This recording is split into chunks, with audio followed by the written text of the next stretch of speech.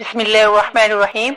जुल्हिज्जतुल हराम अपनी खुशबुएं, बहारें और बरकतें लुटा रहा है। ये वो मुबारक महीना है कि जिसमें अल्लाह अज़्ज़ व जल के प्यारे नबी हजरत सैयदना इब्राहीम खलीलुल्लाह अला नबीना व अलैहिस्सलातु वस्सलाम ने अपने साहबजादे हजरत सैयदना इस्माइल ज़बीउल्लाह के साथ मिलकर सब्र और रिजा का ऐसा मंजर पेश फरमाया कि जिसकी नजीर नहीं मिलती, जिसकी मिसाल नहीं मिलती।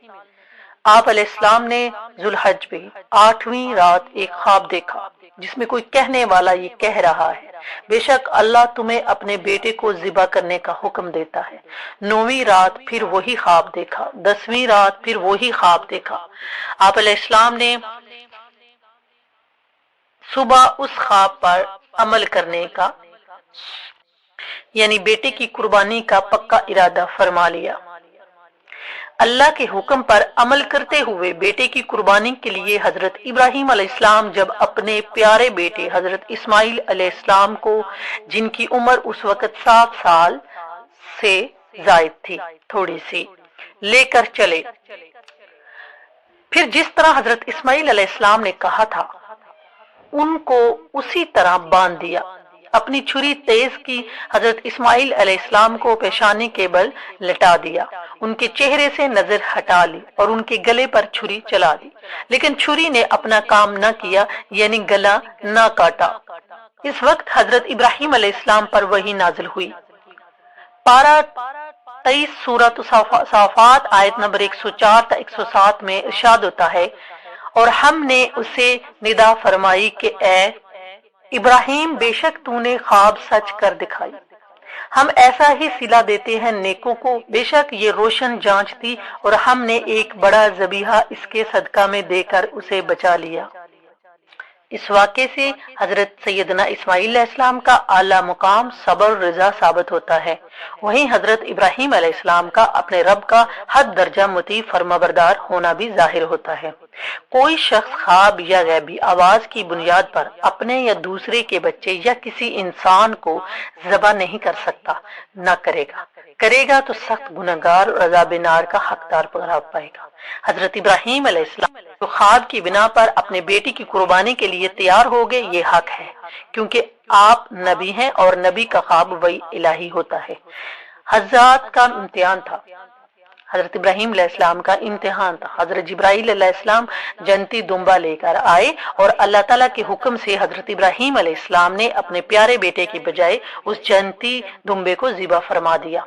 आप अलैहिस्सलाम का नाम इब्राहीम है। इब्राहीम सुरआनी जुबान का लफ्ज है, इसके माना है अब रहीम, यानी मेहरबान बाप। चूंकि आप बच्चों पर बहुत मेहरबान थे, मेहमान नवाजी, रहमो करम में आप मशहूर हैं, इसलिए आपको इब्राहीम कहा जाता है। इब्राहीम असल में अबरम है था, जिसके माना है बुजुर्ग। चूंकि आप बहुत से अंबिया कराम अलैहिस्सलाम के वालिद हैं और सारे दीनों में आपकी इज्जत, हत्ता के मुशकीन अरब भी आपकी अजमत करते थे, इसलिए आपका नाम इब्राहीम हुआ। आप अलैहिस्सलाम का घर सड़क के किनारे था, जो भी वहां से गुजरता आप उसकी मेहमान नवाजी करते थे, इसलिए आपका नाम इब्राहीम। आप अलैहिस्सलाम की विलादत सरजमीन अहवाज के मकाम सौस में हुई। फिर आपके वालिद आपको बाबिल मुल्क नमरूद में ले आए। आप अलैहिस्सलाम को हिकमत व दनाई से सरफराज फरमाया और आप अलैहिस्सलाम को जमीनों आसमान की तमाम अशिया का मुशाहिदा भी कराया। हजरत इब्राहीम अलैहिस्सलाम अपने बाद आने वाले सारे अंबिया कराम के वालिद हैं। हर आसमानी दीन में आप ही की पैरवी और इताअत है। हर दीन वाले आपकी ताजीम करते हैं। आप ही की याद कुर्बानी है। आप ही की यादगार हज के अरकान है। आप ही काबा शरीफ की पहली तामीर करने वाले, यानी उसे घर की शक्ल में बनाने वाले हैं। जिस पत्थर पर खड़े होकर आपने काबा शरीफ बनाया वो क़ियाम और सजदे होने लगे। मुसलमानों के फौत हो जाने वाले बच्चों की आप अलैहिस्सलाम और आपकी बीवी साहिबा हजरत सारा अलैहिस्सलाम, सारा रज़ी अल्लाह तआला अन्हा आलम बरज़ख में परवरिश करते हैं। क़यामत में सबसे पहले आप ही को उम्दा लिबास अता होगा। उसके फौरन बाद हमारे रसूल अल्लाह सल्लल्लाहु अलैहि वसल्लम हजरत मोहम्मद आखिरी नबी सल्लल्लाहु अलैहि वसल्लम को قیامت والے دن سب سے پہلے آپ علیہ السلام کو عمدہ لباس ملے گا، بعد میں ہمارے نبی پاک صلی اللہ علیہ وسلم کو اسے سن کر کسی کے ذہن میں یہ خیال آ سکتا ہے کہ حضرت سیدنا ابراہیم علیہ السلام حضرت سید عالم صلی اللہ علیہ وسلم افضل ہیں۔ بروز قیامت سب سے پہلے حضرت سیدنا ابراہیم علیہ السلام کو حلہ عطا کیا جانا اپنی جگہ، مگر افضل ہمارے پیارے آقا صلی اللہ علیہ وسلم ہی ہیں۔ سورہ بقرہ کی آیت نمبر 253 میں ارشاد فرماتا ہے اللہ تعالیٰ، یہ رسول ہیں کہ ہم نے ان میں ایک کو دوسرے پر افضل کیا، ان میں سے کسی سے اللہ نے کلام فرمایا اور کوئی وہ ہے جسے سب پر درجوں بلند کیا۔ اس سے مراد حضور پرنور سید انبیاء مصطفیٰ محمد مصطفیٰ ہے کہ آپ کو بدرجات کثیرہ بہت سے درجوں سے سبب تمام انبیاء علیہ السلام پر افضل کیا۔ اگر حضور صلی اللہ علیہ وسلم نہ ہوتے تو نہ کعبہ تعمیر کرنے والے حضرت خلیل اللہ علیہ السلام ہوتے، نہ کعبہ شریف کی بنیاد رکھی جاتی اور نہ ہی مینا کی رونقیں ہوتی، تو عالم کی پیدائش بھی حضور پرنور صلی اللہ علیہ وسلم کے طفیل ہوئی، اور اس کائنات رنگ و بو میں چہل پہل بھی میٹھے محمد صلی اللہ علیہ وسلم کے دم قدم سے ہے۔ اور اس کائنات جب خالق ارض و سماوات نے کائنات بسانے کا ارادہ فرمایا تو اس نے اپنے حبیب صلی اللہ علیہ وسلم کے نور کی تخلیق فرمائی۔ اس وقت نہ جن تھے، نہ انسان، نہ لوح تھی، نہ قلم، نہ جنت و دوزخ، نہ حور و ملک تھے، نہ زمین و فلک، اور نہ ہی یہ مہر و ماہ وجود میں آئے تھے۔ اس وقت اللہ نے اپنے محبوب کے نور سے لوح، قلم اور عرش و کرسی پیدا فرمائے، پھر اس نور پاک سے آسمان و زمین اور جنت دوزخ کو بنایا، غرض کہ حضور پاک صاحب لولاک صلی اللہ علیہ وسلم کی ذات پاک سے مقدس تخلیق کائنات ہے، جیسا کہ حدیث قدسی کا مفہوم ہے۔ حضرت سید عبداللہ بن عباس رضی اللہ تعالیٰ سے روایت ہے کہ اللہ نے حضرت سیدنا عیسیٰ روح اللہ کو وحی بھیجی، اے عیسیٰ، محمد صلی اللہ علیہ وسلم پر ایمان لو، اور تمہاری امت میں سے جو لوگ ان کا زمانہ پائیں انہیں بھی حکم کرنا کہ ان پر ایمان لائیں، کیونکہ اگر محمد عربی کی ذات گرامی نہ ہوتی تو میں نہ آدم کو پیدا کرتا اور نہ ہی جنت و دوزخ بناتا۔ جب میں نے عرش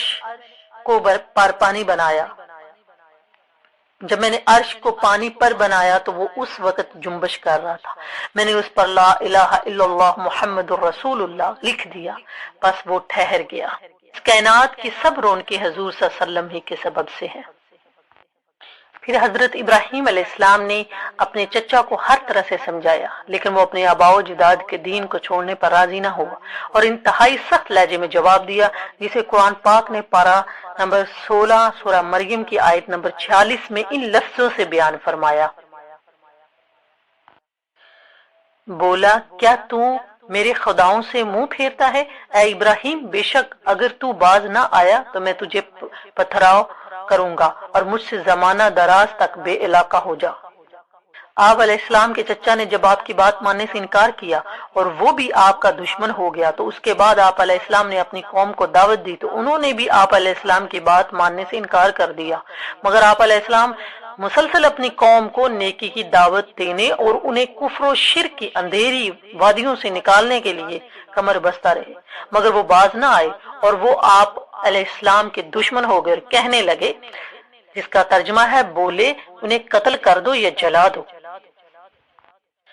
نمرود اور اس کی قوم آپ علیہ السلام کو جلا ڈالنے پر متفق ہو گئی اور انہوں نے آپ علیہ السلام کو ایک مکان میں قید کر دیا اور کریا کوسا میں ایک عمارت بنائی اور 1 مہینہ تک بکوشش تمام قسم کی لکڑیاں جمع کی اور ایک عظیم آگ جلائی جس کی تپش سے ہوا میں پرواز کرنے والے پرندے جاتے تھے، اور ایک منجیک کھڑی کی اور آپ علیہ السلام کو باندھ کر اس میں رکھ کر آگ میں پھینکا۔ اس وقت آپ علیہ السلام کی زبان مبارک پر تھا، حسبی اللہ و نعم الوکیل، یعنی اللہ مجھے کافی ہے اور کیا ہے اچھا کارساز۔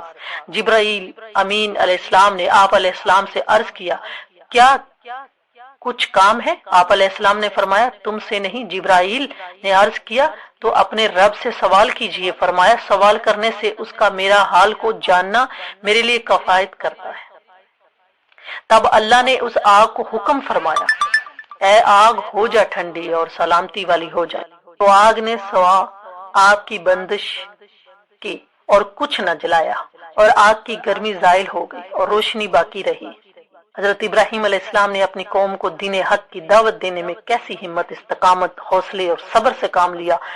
پہلے آپ علیہ السلام کے گھر والے آپ کے دشمن ہوئے، پھر آپ علیہ السلام کی قوم بھی دشمن ہوگی، اس کے باوجود آپ علیہ السلام نے دعوت دین پہنچانا ترک نہ فرمایا، بلکہ ان کی اصلاح کی کوشش جاری رکھی، یہاں تک کہ انہوں نے آپ علیہ السلام کو زندہ آگ میں جلانے کا فیصلہ کر لیا، تب بھی آپ علیہ السلام نے ان کے آگے جھکنا گوارا نہ کیا۔ کمال صبر دیکھیے، اس وقت حضرت سیدنا جبریل امین نے حاضر ہو کر کہا، عرض بھی کی کہ کوئی حاجت ہے تو فرمائے پوری کر دوں، مگر قربان جائیے حضرت سیدنا ابراہیم علیہ السلام پر کہ اس وقت بھی صبر و رضا کے پیکر بنے رہے۔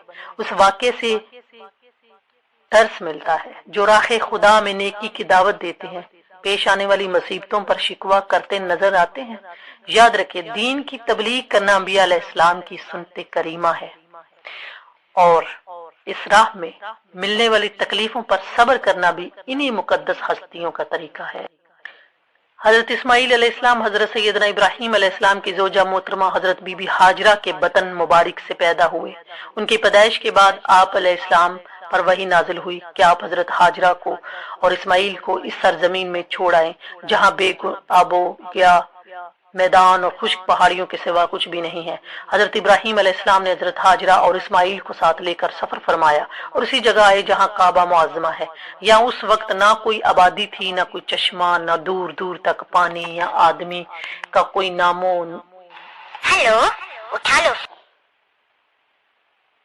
دور دور تک پانی یا آدمی کا کوئی نام و نشان تھا۔ ایک توشہ دان میں کچھ کھجوریں اور ایک مشک میں پانی۔ حضرت ابراہیم وہاں رہ کر روانہ ہو گئے۔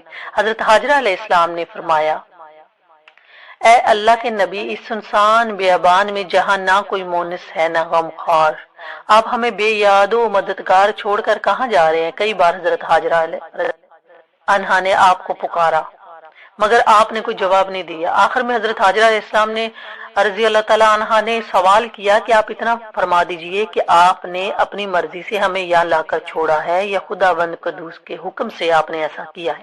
تو آپ علیہ السلام نے فرمایا، اے ہاجرہ، میں نے جو کچھ کیا ہے وہ اللہ کے حکم سے کیا ہے۔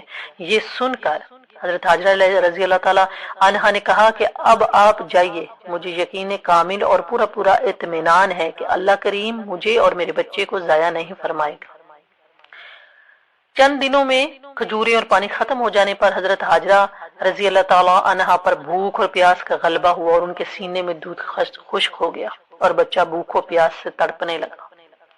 حضرت ہاجرہ رضی اللہ تعالیٰ عنہا نے پانی کی تلاش جستجو میں 7 چکر صفا مروہ کی دونوں پہاڑیوں کے لگائے، مگر پانی کا کوئی سراغ دور دور تک نہیں ملا۔ حضرت اسماعیل علیہ السلام پیاس کی شدت سے ایڑیاں پٹک پٹک کر رو رہے تھے۔ حضرت جبرائیل علیہ السلام نے آپ کی ایڑیوں کے پاس زمین پر اپنے پیر مار کر زمزم کا چشمہ جاری کر دیا۔ ایک روایت کے مطابق حضرت اسماعیل علیہ السلام کی ایڑی سے جاری ہوا۔ اس پانی میں دودھ کی خاصیت تھی کہ یہ غذا اور پانی دونوں کا کام کرتا تھا، یعنی زمزم کا پانی پی کر حضرت ہاجرہ رضی اللہ تعالیٰ عنہ اور حضرت اسماعیل علیہ السلام زندہ رہے، یہاں تک کہ حضرت اسماعیل علیہ السلام جوان ہو گئے اور شکار کرنے لگے تو شکار کے گوشت اور زمزم کے پانی پر گزر بسر ہونے لگی۔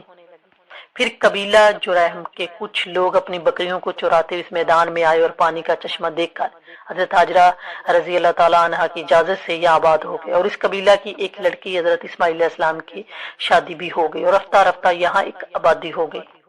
حضرت ابراہیم علیہ السلام اپنے رب تعالیٰ کے بہت ہی اطاعت گزار فرما بردار تھے کہ آپ رضا الہی کی خاطر اپنا وہ بچہ جس کو بڑی دعاؤں کے بعد بڑھاپے میں پایا تھا، جو آپ کی آنکھوں کا نور اور دل کا سرور تھا، فطرتی طور پر حضرت ابراہیم علیہ السلام اس کو کبھی اپنے سے جدا نہ کر سکتے تھے، مگر اللہ کی رضا کی خاطر کر سکتے تھے، مگر اللہ کی رضا کی خاطر اپنے پیارے فرزند اور زوجہ کو وادی بتا کہ اس سنسان جگہ پر چھوڑا ہے جہاں سر چھپانے کو درخت کا پتا، پیاس بجھانے کو پانی کا ایک قطرہ بھی نہ تھا، نہ وہاں کوئی یار مددگار، نہ کوئی مونس غمخوار۔ ہم میں سے کوئی ہوتا تو شاید اس کے تصور ہی سے اس کے سینے میں دل دھڑکنے لگتا، بلکہ شدت غم سے دل پھٹ جاتا۔